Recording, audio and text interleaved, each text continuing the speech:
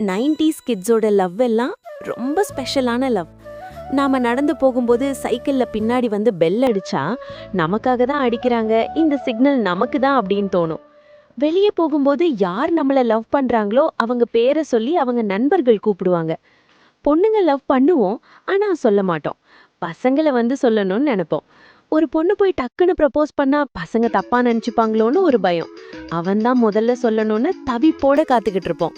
அவன் வந்து காதுல சொன்னாதான் அது நிஜமான லவ்னு நம்புவோம். அதனால போகும்போது சும்மா திரும்பி ஒரு பார்வை பார்ப்போம், ஒரு சின்ன சிரிப்பு சிரிப்போம். அப்போதெல்லாம் காதலில் மெசேஜ் கிடையாது, மிஸ்ட் கால் கிடையாது, அதுவே ஒரு காதல்.